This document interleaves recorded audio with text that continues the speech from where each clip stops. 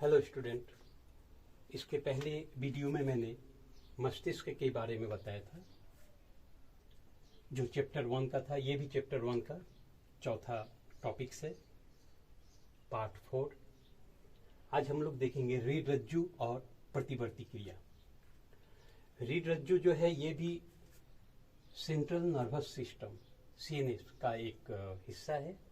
इसमें दो हिस्सा है, मस्तिष्क और रीढ़ रज्जु। मस्तिष्क का रचना इसके पहले का वीडियो में पढ़ चुके हैं।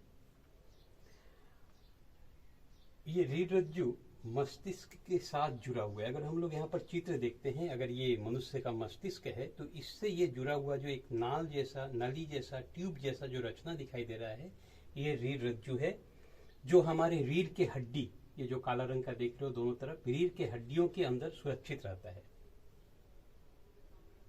इसके भी चारों तरफ, जिस तरह मस्तिष्क के चारों तरफ मेनिंजेस का आवरण जिस तरह है, इसी तरह रीढ़ रज्जु के चारों तरफ भी मेनिंजेस का आवरण है, जो पायामेटर, अरेक्नॉइड मैटर और सबसे बाहर जो ड्यूरामीटर से जो बना हुआ था।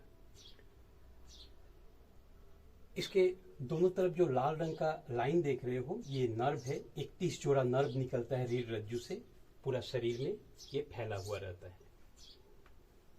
लास्ट का टॉपिक मस्तिष्क में कुछ उसी से जुड़ा हुआ कुछ टॉपिक्स है आज का। पहला है मस्तिष्क और रीढ़ रज्जु, जिसे हम लोग सीएनएस यानी केंद्रीय तंत्रिका तंत्र कहते हैं। ये बना होता है न्यूरॉन और न्यूरोग्लिया। इससे ये दोनों, मस्तिष्क में भी न्यूरॉन और न्यूरोग्लिया होता है, रीढ़ रज्जु में भी न्यूरॉन और न्यूरोग्लिया होता है। अब और एक विशेष रचना है कि मस्तिष्क में धूसर पदार्थ बाहर की ओर तथा सफेद पदार्थ अंदर की ओर होता है। अब धूसर पदार्थ है क्या? न्यूरॉन का जो साइटोन जो है, न्यूरॉन का रचना तुम लोग को याद होगा। ये डेंड्राइट है, चारों तरफ डेंड्राइट होता है। ये वाला जो रचना जिसको साइटोन कहते हैं, कोशिका काय, और इसको कहते हैं ऑक्सन, ये है साइटन। तो साइटन, बहुत सारे न्यूट्रॉन का जो साइटन का समूह होता है, उसको हम लोग धूसर पदार्थ कहते हैं, और ऑक्सन के समूह को सफेद पदार्थ कहते हैं। तो न्यूरॉन जो मस्तिष्क में जो रहता है, इस तरह से सजा रहता है कि उसका साइटोन का जो हिस्सा है, जिसको हम लोग धूसर पदार्थ कहते हैं, वो बाहर की तरफ, यानी ये इस तरह का रहता है। और इसका जो ऑक्सन का समूह है, जिसे हम लोग सफेद पदार्थ कह रहे हैं, ये अंदर की तरफ रहता है, ये बीच में रहता है। तो इतना याद रखो, शॉर्ट क्वेश्चन में आ सकते हैं। मस्तिष्क में धूसर पदार्थ जो होता है, यानी न्यूरॉन का ही ये हिस्सा है, साइटोन का हिस्सा है, ये बाहर की ओर रहता है चारों तरफ, और जो न्यूरॉन का जो ऑक्सन का समूह है, जिसको सफेद पदार्थ कहते हैं, ये अंदर की तरफ रहता है। ये अरेंजमेंट है। एक पूर्ण वयस्क व्यक्ति में मस्तिष्क का जो वजन होता है, वो करीब 1.3 से 1.5 किलोग्राम, यानी करीब 1.5 किलोग्राम के करीब होता है। अगला, मस्तिष्क प्रकोष्ठ। हमारे मस्तिष्क के अंदर जो मस्तिष्क का रचना में ये नहीं बताया गया था, इसके बारे में डिटेल्स में भी जानकारी जरूरत नहीं है, जितना तुम लोग को जरूरत है यहाँ पर हम बता रहे हैं। मस्तिष्क पूरा न्यूरॉन से भरा हुआ नहीं है। इसके अंदर खाली स्थान, कुछ छोटा छोटा इस तरह खाली स्थान होता है, जिसको हम लोग निलय या वेंट्रिकल कहते हैं। मस्तिष्क में 4 प्रकोष्ठ होता है। जिस तरह हमारा हृदय के अंदर 4 प्रकोष्ठ होता है, 2 अलिंद 2 निलय, ठीक इसी प्रकार मस्तिष्क के अंदर भी 4 प्रकोष्ठ होता है, और उनको निलय ही कहते हैं, अलिंद नहीं कहते हैं। वो चारों को कहते हैं निलय, अंग्रेजी में वेंट्रिकल कहते हैं। तो इसमें पहला और दूसरा, ये दोनों हमारा जो सेरिब्रम है, सेरिब्रम के अंदर होता है, एक इस तरफ एक इस तरफ, दोनों तरफ ये 2 निलय, 2 फाका स्थान है। इसके बाद यहाँ एक होता है फाका स्थान, और एक होता है रीढ़ रज्जु के ऊपर। प्रथम और द्वितीय दोनों सेरिब्रम गोलार्ध ये सेरिब्रम को ही सेरिब्रम ग्लोअर्थ कहा जाता है, उसके अंदर रहता है। तृतीय जो तीसरा होता है वो अग्र मस्तिष्क के नीचे इस पोजीशन पे एक प्रकोष्ठ रहता है। और चौथा जो रहता है वो रीढ़ रज्जु के शीर्ष पर यानी इस पोजीशन में ये मस्तिष्क का प्रकोष्ठ यानी निलय होता है। ये एक दूसरे से जुड़ा हुआ रहता है। दो नाम है, कठिन है लेकिन याद रखने का कोशिश करो, ये शॉर्ट क्वेश्चन में पूछा जा सकता है। ये जो पहला और दूसरा जो निलय है यानी फाका स्थान जो है, ये तीसरा निलय से जुड़ा हुआ रहता है एक छिद्र के माध्यम से। उसका नाम है foramen of Monro. Foramen of Monro एक छिद्र है यहाँ पर, फोरामेन मोनरो, ये एक छिद्र है, इससे जुड़ा रहता है पहला और दूसरा निलय तीसरा निलय से। अब तीसरा निलय चौथा निलय से एक छिद्र के द्वारा जुड़ा रहता है, उसे कहते हैं aqueduct of Sylvius. Aqueduct, aqueduct of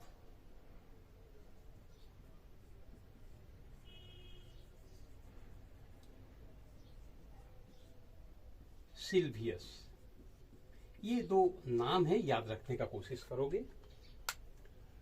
पहला और दूसरा निलय तीसरा निलय से एक छिद्र से जुड़ा रहता है जिसको फोरामेन मोनरो कहते हैं, फोरामेन ऑफ मोनरो।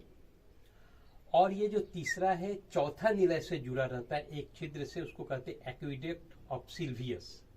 और ये जो चौथा है, ये चौथा रीढ़ रज्जु के जो बता रहे थे एक पाइप जैसा रचना है जिसको रीढ़ रज्जु कहते हैं, उससे जुड़ा हुआ रहता है।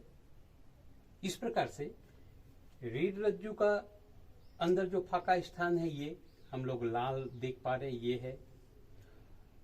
ये चारों निलय हो गया, ये चार निलय और रीढ़ रज्जु एक दूसरे से अंदर ही अंदर जुड़ा हुआ है और इसके अंदर सीएसएफ पाया जाता है, सेरिब्रो स्पाइनल फ्लूइड, जो लास्ट वीडियो में मैंने बताया था। सीएसएफ, सेरिब्रो स्पाइनल फ्लूइड, जो ये जो न्यूरॉन है सब न्यूरॉन को ये क्या करता है, पोषण देता है, ऑक्सीजन देता है, न्यूरॉन का पोषण करता है सीएसएफ। इसके अंदर सीएसएफ भरा हुआ रहता है। और एक जो याद रखने का चीज है, ये रीढ़ रज्जु के अंदर जो ये जो एक पाइप जैसा रचना है, इसके अंदर जो फाका स्थान है उसको कहा जाता है न्यूरासील। ये जो इसके अंदर फाका स्थान देख रहे हो इसको कहा जाता है न्यूरासील। फाका स्थान है, इसके अंदर सीएसएफ तरल पदार्थ भरा हुआ रहता है, इसको कहते हैं न्यूरोसील कहते हैं। ये फाका स्थान को यहाँ लिखा हुआ है न्यूरोसील। तो मस्तिष्क के अंदर जो फाका स्थान है जिसको निलय कहते हैं, रीढ़ रज्जु के अंदर भी फाका स्थान है, पाइप जैसा रचना है तो उसके अंदर फाका स्थान है, उसके अंदर ये सब के अंदर सीएसएफ सेरिब्रो स्पाइनल फ्लूइड भरा रहता है, जो ये सब जो न्यूरॉन है सभी न्यूरॉन को पोषण करता है, ऑक्सीजन देता है। अब अगला टॉपिक से प्रतिवर्ती क्रिया, बहुत इंपॉर्टेंट है तुम्हारे परीक्षा के लिए, बोर्ड के एग्जाम के लिए भी। प्रतिवर्ती क्रिया जिसको कहते हैं रिफ्लेक्स एक्शन। विशेष उद्दीपना, उद्दीपना क्या है हम लोग पहले जान चुके हैं।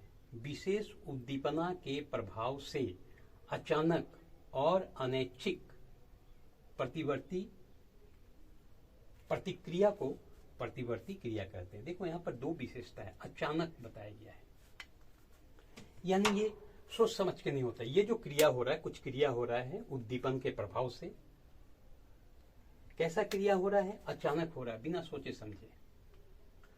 अनैच्छिक मतलब जो हमारी कंट्रोल में नहीं है, ये प्रतिक्रिया, ये प्रतिक्रिया है, क्रिया है जो अनैच्छिक है, यानी ये हमारे कंट्रोल में नहीं होता, हम सोच समझ के इस क्रिया को नहीं कर सकते हैं, ये अपने आप होता है शरीर के अंदर। ऐसे क्रियाओं को प्रतिवर्ती क्रिया कहते हैं। इसको कंट्रोल कौन करता है, नियंत्रण कौन करता है? ये रीढ़ रज्जु के द्वारा नियंत्रित होता है। ये जो रीढ़ रज्जु बता रहे थे, इससे निकला हुआ 31 जोड़ा नर्व है दोनों तरफ, जो पूरा शरीर में फैला हुआ है। तो ये रीढ़ रज्जु प्रतिवर्ती क्रिया को नियंत्रण करता है। जैसे उदाहरण के तौर पर गर्म वस्तु को हम बिना देखे कोई गर्म वस्तु को छू लेते हैं तो हाथ वहां से अचानक हट जाता है, या सांप को देखकर हम लोग अचानक से वहां से भाग जाते हैं। ये सब जो अचानक क्रिया हो रहा है, इन सब क्रियाओं को हम लोग प्रतिवर्ती क्रिया कहते हैं। नियंत्रण कौन करता है? रीढ़ रज्जु। इस बार के एग्जाम में भी आया था कि कुछ प्रतिवर्ती क्रियाओं के बारे में, जैसे छींकना, खांसना, आंख में धूल पड़ जाने पर पलकों का बंद होना। ये सब थोड़ा सोच के देखोगे कि ये किस तरह हमारे जीवन को बचाने में ये सहायक होता है। छींकना, नाक में जब कुछ हानिकारक पदार्थ चला आता है तो उसे छींकने के माध्यम से उसे शरीर से बाहर निकाल दिया जाता है। या हमारा ग्रास नली में जब कुछ हानिकारक पदार्थ चला जाता है तो उसे हम लोग खांसने के माध्यम से मुंह के द्वारा बाहर निकाल देते हैं। आंखों में जब धूल पड़ जाता है तो हमारा पलक बंद और खुलने के माध्यम से उस धूल कणा को बाहर निकालने का कोशिश करता है या बाहर निकाल देता है। तो ये सब प्रतिवर्ती क्रिया होता है जो अपने आप होता है, हमारे नियंत्रण में ये नहीं होता है, जो हमारे शरीर को बचाने में ये सहायता करता है। अब प्रतिवर्ती क्रिया का दो प्रकार होता है। एक है, 3 नामों से यहां पुकारा जाता है, जन्मजात, सरल, शर्तविहीन। एक ही चीज है, तीनों हम लोग अलग अलग नामों से पुकार सकते हैं। जन्मजात नाम से ही पता चलता है, ऐसा कुछ प्रतिवर्ती क्रिया जो जन्म लेने के साथ साथ उस प्रतिवर्ती क्रिया जीव को मिल जाता है, उसे सीखने का जरूरत नहीं पड़ता है। इसको सरल भी कहते हैं, शर्तविहीन भी कहते हैं। जैसे बच्चा जन्म लेने के बाद ही अपने माता का दूध पीना, ये एक जन्मजात क्रिया है। चोट लगने पर रोना, कोई अच्छा चीज जिसे खुश होना, ये सब जन्मजात है। ये कुछ सीखने का प्रतिवर्ती क्रिया नहीं, ये जन्म लेने के साथ ही हर एक जीव को ये मिल जाता है, हर एक बच्चा को ये सीखने की जरूरत नहीं होता, ये होता है शिशु के अंदर पहले से ही होता है। तो ऐसे प्रतिवर्ती क्रियाओं को जन्मजात या सरल प्रतिवर्ती क्रिया कहते हैं। इसे शर्तविहीन भी कहते हैं। और एक प्रतिवर्ती क्रिया है जिसे अनुकूलित कह सकते हैं, उपार्जित कह सकते हैं, शर्त युक्त यानी कंडीशनल कह सकते हैं। यानी ये सब प्रतिवर्ती क्रिया को हमारे अपने जीवन में सीखने का जरूरत पड़ता है। ये जन्म लेने के साथ साथ अपने आप नहीं होता है। जैसे उदाहरण के तौर पर साइकिल चलाना, कोई भी बच्चा जन्म लेने के साथ साथ साइकिल चलाना उसको नहीं आता है, उसको सीखना पड़ता है, तब जाकर वो साइकिल चला पाता है अपने आप। जब सीख जाता है तब उसे ज्यादा मेहनत करने का जरूरत नहीं पड़ता है, अपने आप साइकिल चलाना लगता है। तो ऐसे प्रतिवर्ती क्रियाओं को कहते हैं उपार्जित। तो परीक्षा में कुछ उदाहरण दिया रहता है जिसे तुमको पहचानना पड़ता है, ये जन्मजात है कि उपार्जित है, इन सबको पहचानना पड़ता है।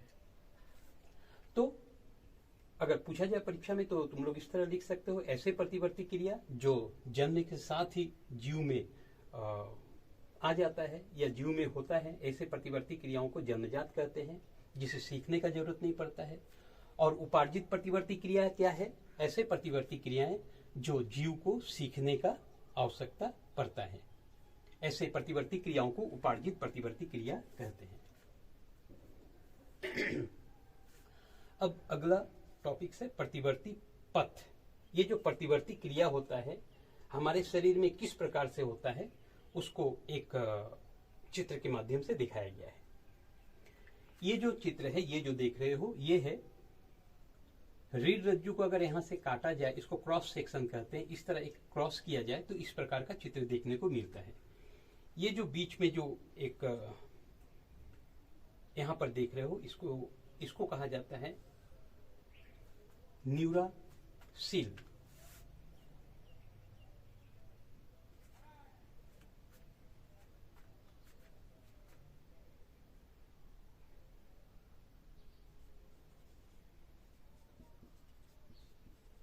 न्यूरासिल जो बताए थे, ये जो ट्यूब जैसा, ये नली जैसा जो रचना है रीढ़ रज्जु, इसके बीच में जो खाली स्थान होता है उसको न्यूरासिल कहा जाता है। तो ये वाला बीच का इस तरह की ये भाग है। यहाँ पर देख रहे हो ब्लू कलर का जो एक लाइन खींच दिए हैं, ये वाला जो भाग है इसको कहा जाता है धूसर पदार्थ। हम लोगों ने पहले यहाँ पर बताया था कि रीढ़ रज्जु में धूसर पदार्थ जो होता है अंदर की तरफ होता है, तो ये अंदर की तरफ है।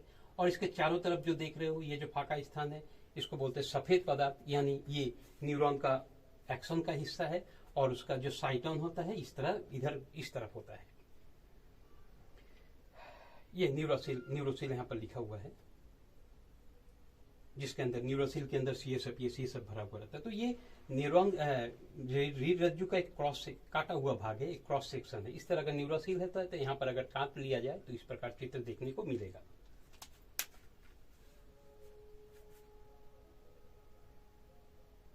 यहाँ पर जो किस प्रकार से प्रतिवर्ती क्रिया होता है इसके बारे में हम लोग देखेंगे। ये केंद्रीय तंत्रिका तंत्र है, तो केंद्रीय तंत्रिका तंत्र में एडजस्टर न्यूरॉन होता है। जो हम लोगों ने न्यूरॉन के तीनों प्रकार के बारे में पढ़े थे, 3 तरह का न्यूरॉन होता है। एक होता है सेंसरी न्यूरॉन, दूसरा होता है मोटर न्यूरॉन और एक न्यूरॉन होता है एडजस्टर न्यूरॉन। ये सेंसरी न्यूरॉन मतलब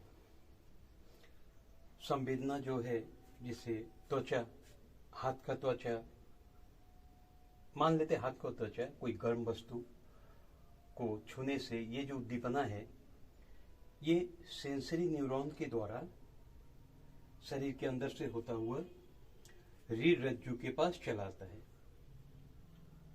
रीढ़ रज्जु के पास आने पर ये जो रीढ़ रज्जु में जो एडजस्टर न्यूरॉन है वो न्यूरॉन इस संवेदना को ग्रहण करने के बाद इसे आदेश के रूप में बदलकर